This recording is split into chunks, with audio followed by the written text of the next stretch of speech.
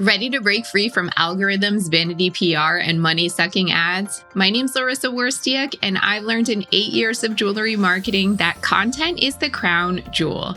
My agency, Joya, takes a holistic approach, leading with laser-focused storytelling, impactful content creation, and strategic content distribution.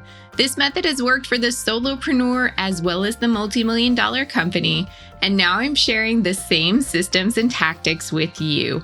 Here's to standing out in the sea of sparkle. Welcome to episode 289. In today's episode, I want to talk about how you can get your customers to love your jewelry business and come back again and again and again.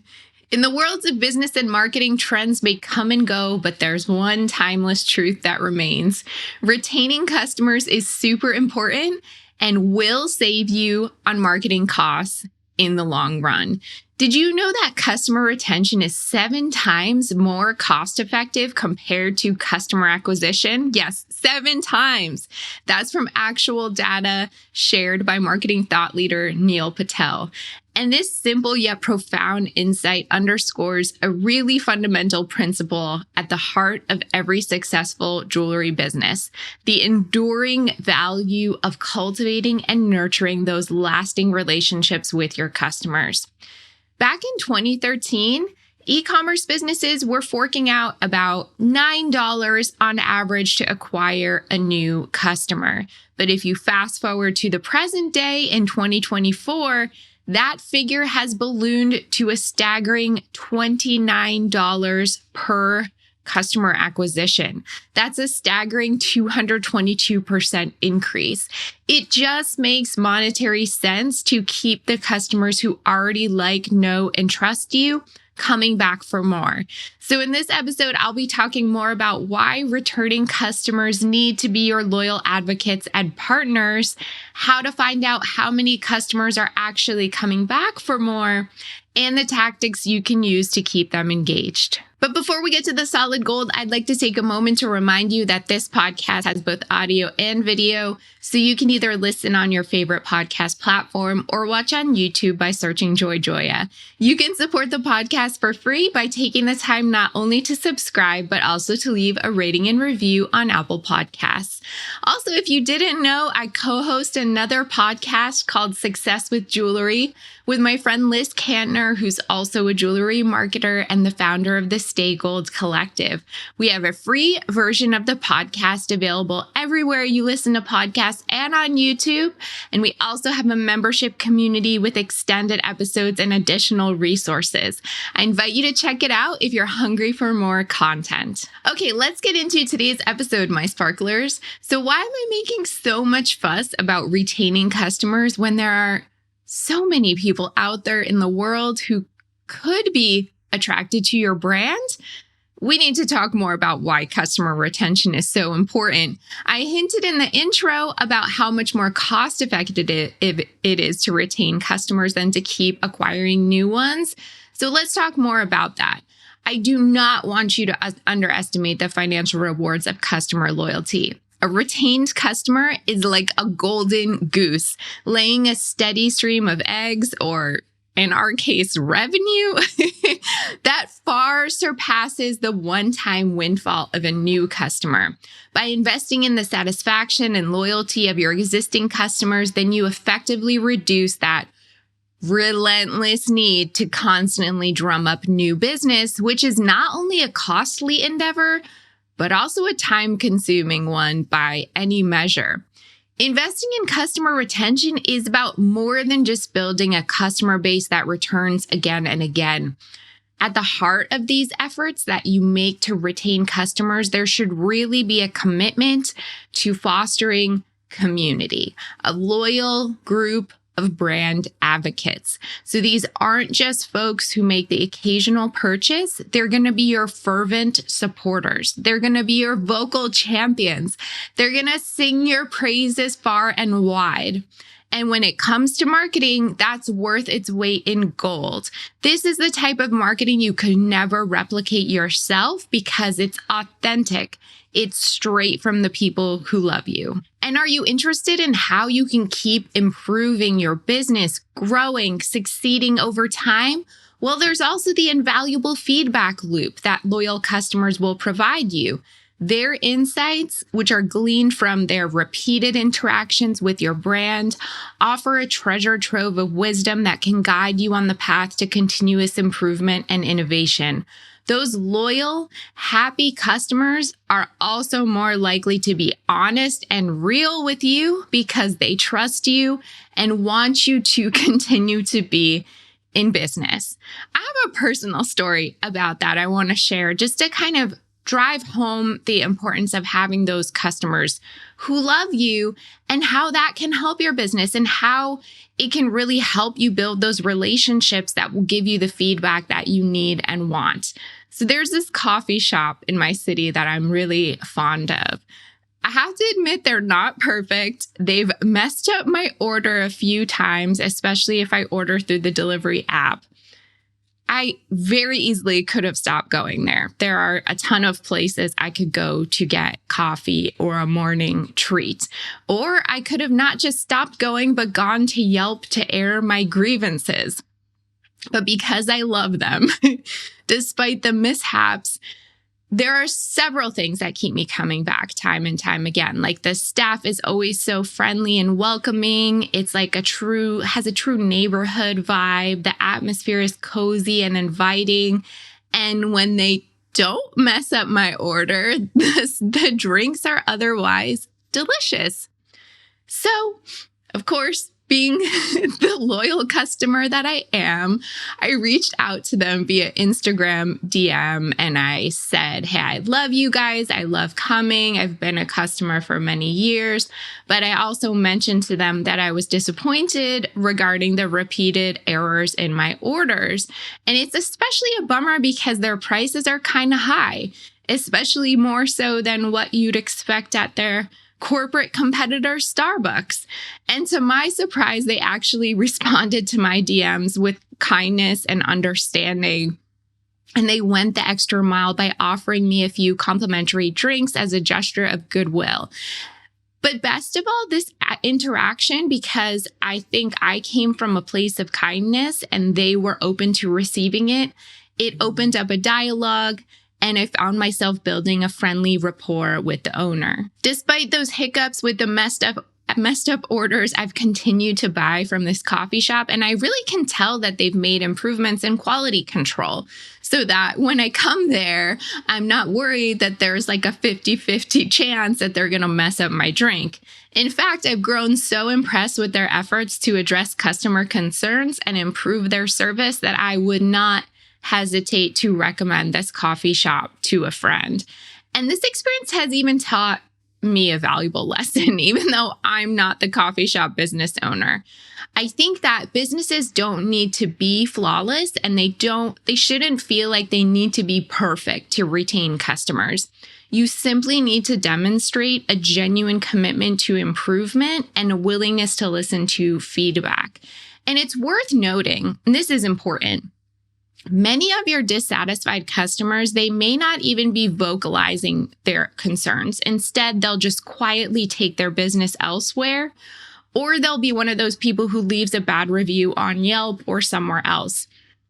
So when a customer does give you feedback, by actively seeking out and addressing that feedback and then taking action on it, that's how you can foster those stronger relationships with the people who do love you enough to tell you in a nice way that something is wrong. And it may sting to hear that feedback, but listen to it because those are the people that are going to help you build your business and continuing to retain customers in the long term. Another thing that's really great about customer retention is this promise of more predictable revenue streams. Imagine having this steady flow of repeat customers, nourishing your business with a dependable source of income. That's the kind of stability that allows for long-term planning and strategic growth. And that is a luxury that many business owners chase, especially in unpredictable economic conditions. So how can you know if you're doing a good job at retaining customers? How can you measure your success? Well, it all boils down to one simple metric, the returning customer rate. And no, it does not take complex math to figure it out. In fact, if you're on Shopify, Shopify has that returning customer rate number right there in your analytics dashboard. And if you want to calculate it manually, it's just the proportion of your repeat customers to your total customers times 100 to make it a percentage. And with that number, you can gain valuable insights into the health of your customer retention efforts. For e-commerce jewelry businesses, aiming for a returning customer rate between 20 and 30% is generally considered healthy. If you're a brick and mortar establishment, then typically those target returning customer rates should be a little bit higher, shooting for the 50 to 60% range. There is one catch I want to mention about returning customer rate. So a sky high returning customer rate isn't necessarily cause for celebration either. It could be a double-edged sword, hinting that you're kind of resting on your laurels and neglecting the crucial task of also attracting new customers. Because the truth is, while returning customer rate is so important and you want to keep those customers coming back, you aren't just going to want to rely on them. You're going to want to acquire new customers at the same time. So striking this delicate balance between retaining your loyal following and casting your net to reel in those new customers is the key to sustained growth and prosperity. So, how do you keep that flame of customer loyalty burning bright? Let's dive deeper into the tactical approaches that can make all the difference. So, for starters, there's my favorite, email marketing. Crafting segmented storytelling campaigns tailored to your customers' preferences can work wonders in forging deep emotional connections. So, think about how can you customize your approach to email marketing by segmenting your list based on things like consumer behavior and preferences. So for example, if you've had customers who've purchased engagement rings from you before and you know that they're going to be hopefully coming back for wedding bands, but not guaranteed, hopefully coming back for other meaningful gifts, maybe that's the segment of customer that gets real life love stories or like stories from a real wedding that your customers who purchase wedding bands from you had. And the goal is to forge a deep emotional connection to really solidify your jewelry brand as the brand for those customers to come to for those meaningful life purchases related to wedding, babies, anniversaries, etc. Make them feel like they're part of something meaningful. And by personalizing your communications and catering to the specific interests and behaviors of your audience, you can then create this sense of intimacy and relevance that will resonate on a profound level. In addition to sending segmented email campaigns, you can also think about how email marketing can engage those lapsed, I can't even say that word, lapsed customers. So win them back with heartfelt messages and irresistible incentives to breathe new life into your customer base. Maybe someone hasn't purchased from you in a while. That does not necessarily mean they are lost and gone forever. With email marketing, you can acknowledge their absence and extend a warm invitation to re-engage with your brand. And that truly demonstrates a level of care and attentiveness that can rekindle their interest and reignite their loyalty. There's even a specific type of email campaign called a win back campaign. And the singular goal of that campaign is, you guessed it, to try to win back their loyalty. And then some other email marketing examples. You can celebrate customer milestones. So automate those celebratory emails for personal milestones with your brand, like purchase anniversaries or significant loyalty points achievements. Each milestone email should really share a story or highlight a piece that symbolizes celebration or the importance of the milestone, connecting emotionally with the recipient. Or you can consider offering appreciation tokens or discounts. So incorporate an exclusive discount or a thoughtful gift as this symbol of your gratitude. And that helps enhance the sense of value and appreciation for your customers' loyalty. Quality content and storytelling are also important when trying to retain customers. So by weaving narratives that highlight the journey of your jewelry from conception to creation, you can captivate your audience on a whole new level. So think about these things: educational emails with a twist, craft emails that go beyond the basics, share the tales of gemstone origins, the art of jewelry care, styling tips for various occasions, all through engaging storytelling. You can try out narrative-driven learning. So tell the story of a gemstone's journey from mine to masterpiece, illustrating the value and uniqueness of each piece of jewelry. And think about email marketing beyond the transaction. So stop thinking of email marketing as a sales pitch and instead think of it as a platform for building a community of brand enthusiasts and advocates. And don't shy away from building that community around your brand. Hosting exclusive events and fostering online spaces where customers can connect can turn those casual shoppers into loyal brand advocates. So think about the foundations of community building. This can be done whether you're an e-commerce only business or you have a brick and mortar presence. Think about establishing a space, whether that's digital or physical, where your customers can connect.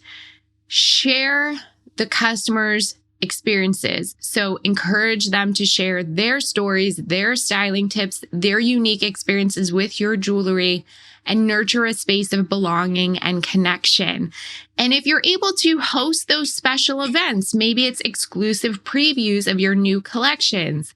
Again, jewelry styling workshops, designer meet and greets. Think about engaging your community. Also, a well thought out promotion strategy can't hurt either. Whether that's offering exclusive discounts or launching a loyalty program complete with gamification elements, the key is to make your customers feel valued and appreciated at every turn. So if you don't discount widely, maybe you reserve special discount offers as exclusives for your existing customer base to foster a sense of privilege and appreciation. Implement a strategy where customers can receive a discount on their next purchase after an initial buy. This will not only incentivize repeat visits, but also enhance the overall experience. Again, while frequent discounts aren't for every brand, if you think about these exclusive, well-timed offers with the goal of re-engaging customers, that could be worth more than holding back on that and spending all your money on trying to acquire another new customer. So think about it that way as well. Mastering this art of customer retention isn't just about crunching numbers or implementing strategies. At the end of the day, it's about forging genuine connections with the people who keep your business afloat. So I invite you to invest in those relationships, to inspire, innovate, and create moments that will last a lifetime. After all, your customers' loyalty is the true measure of your success. And I really do believe that. So what do you think? Could you be working on your returning customer rate?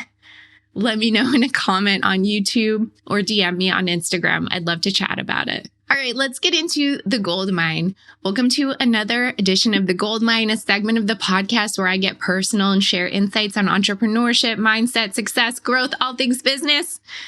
In this week's Gold Mine, let's explore how to infuse your marketing with a personal touch, even if you lack extensive customer data. Whether you're a brand new jewelry business owner or maybe you're hesitant to delve into data collection, there are ways to create meaningful connections with your customers. Anyway, simply having data doesn't guarantee personalized marketing. A lot of people think personalization means putting someone's first name on an email or tailoring an email to someone's browsing or purchase history. While those things can be elements of personalization, I don't think that slapping one of those things on an email is automatically going to make something feel personal. After all, personalization and what feels personal is such a subjective thing. What feels personal to you may feel extremely cold and disconnected for another person. So really, in your quest for customer retention, in your quest to have more personal connected relationships with customers, first I want you to define what personalized marketing even means for your brand. And then think about how you can create strategies to achieve that. And what are some ideas? Here's one. If it works for you and your brand, perhaps using a first-person narrative and sharing personal experiences could be a way to do that. But think about this. Pretend you're at a party and you meet someone new or you run into an old acquaintance and you start chatting. And then that other person starts monopolizing the conversation with I, me. They don't give you any space to talk. Yes, it's true. They're doing a first-person narrative, but it doesn't feel like a personal connection. That first-person approach does not in itself equal personalization.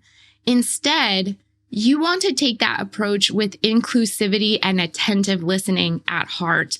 So, of course, it's hard to replicate a conversation at a party in your marketing, but I think striving toward more of this two-way connection can make a difference.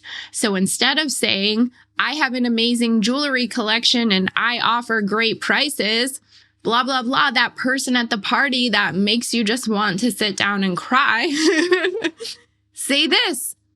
Are you tired of sifting through endless options online, feeling overwhelmed and unsure? I design jewelry pieces that reflect your unique style and elevate your look effortlessly. So even though the I was used there, the word you was used actually even more so. And even though you are speaking in first person, you are addressing the needs, desires, and problems of the person receiving your message. That second option feels like it understands the customer's pain point more, is taking the customer into consideration. So adding those words you and your help build that two-way connection. In your marketing, I want you to take note of the frequency of references to I, me, our, us, we, our product, our company name, etc., versus you, your, yours, etc. And then in this effort to be more personal, to connect, aim to minimize mentions of yourself. Of course, it's about your business, but use language that fosters connection and focuses more on the customer. Because slapping someone's first name on something and then spending the whole rest of the paragraph talking about me is not personalization. Okay? What does personal mean to you in your approach to marketing? Let me know in an Instagram DM or YouTube comment. I'd love to know your thoughts. Did you have questions about today's episode? You can always email me, Larissa, that's LARYSSA @joyjoya.com. If you love this podcast, please share it with a friend who'd appreciate it. And don't forget to subscribe as well as leave a review on Apple Podcasts. If you're completely new to digital marketing, then you'll want to purchase and read a copy of my book, Jewelry Marketing Joy. Visit joyjoya.com/book for more information.